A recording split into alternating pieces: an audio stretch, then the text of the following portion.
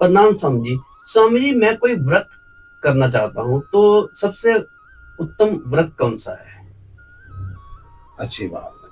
कोई नवरात्रों के व्रत कर रहा है, कोई प्रदोष व्रत कर रहा है, कोई सत्यनारायण भगवान का पूर्णिमा को व्रत कर रहा है, कोई मंगलवार का व्रत कर रहा है।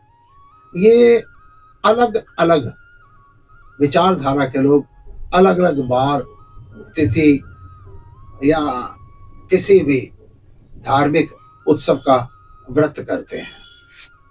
तो मैं आपसे कहूंगा, जब व्रत करते हैं, उपवास करते हैं, तो उनके पीछे सबसे बड़ी विचारधारा, जैसे आपने कहा मैं व्रत करना चाहता हूँ, एकादशी का कर लिया, पूर्णिमा का कर लिया, और उस व्रत के साथ होता है आज हमने अन्न नहीं खाना है?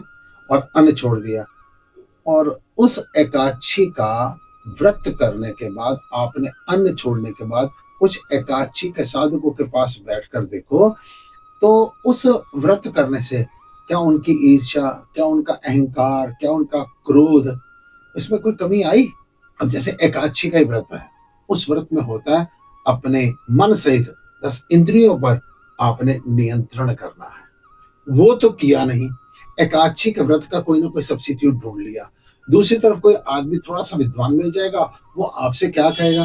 वो कहेगा अन्न छोड़ने से कुछ नहीं होता, आप ईर्ष्या द्वेष छोड़िए।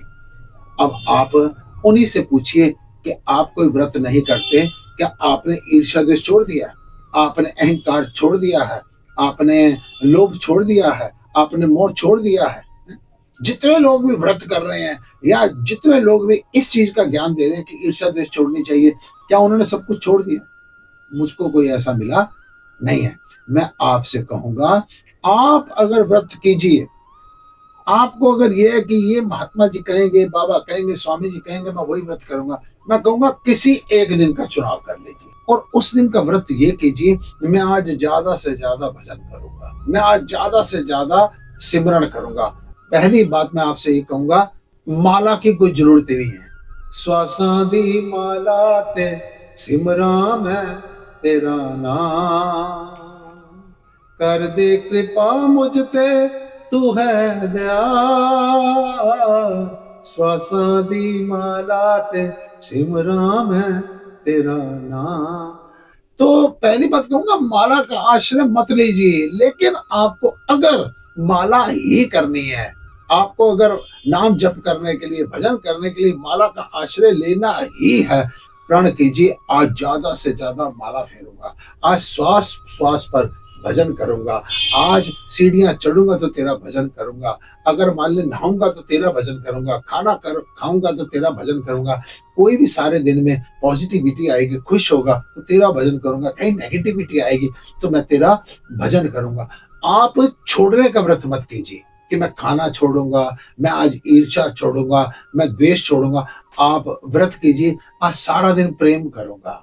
आप व्रत कीजिए, आज मैं किसी ना किसी की सेवा करूंगा। आप व्रत कीजिए, ज्यादा से ज्यादा भजन करूंगा। जब आप किसी छोड़ने का व्रत करेंगे ना, भोजन छोड़ने का व्रत करेंगे, आप किसी पर्टिकुलर किसी चीज को खाने का व्रत करेंगे, वो तो एक दिन के बाद दूसरे दिन चाहिए। अनाज पेट पालने के लिए, शरीर को चलाने के लिए चाहिए। लेकिन आप जब प्रेम का व्रत करेंगे ना, तो याद रखो, इसके लिए आपको रोज रोज बदलना नहीं पड़ेगा, प्रेम अविरल बहता जाएगा।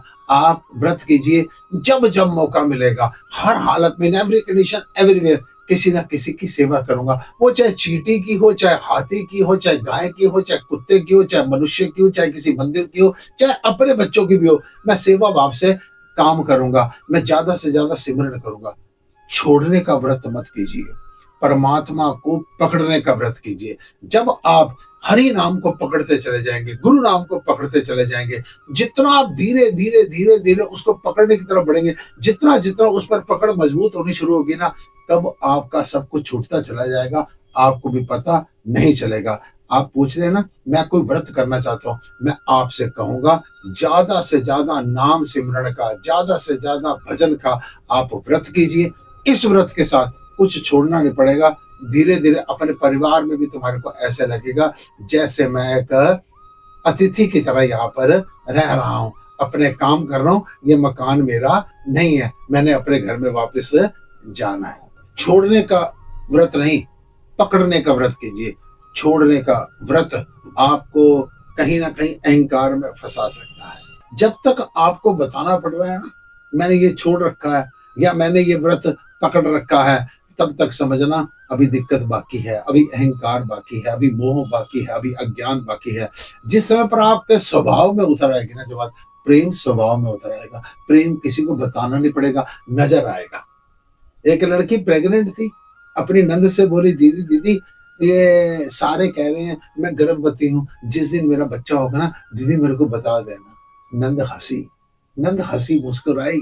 नंद ने कहा, भाभी जब तेरा बच्चा होगा बताने की जरूरत नहीं, तेरा ऐसा शोर होगा ना कि सबको अपने आप बल्कि सबको तू खुद बता देगी, तेरे शोर से ही सबको पता चल जाएगा। ठीक ऐसे ही छोड़ने का व्रत मत कीजिए, पकड़ने का व्रत कीजिए। शुभ परिणाम अपने आप सामने आने शुरू हो जाएंगे।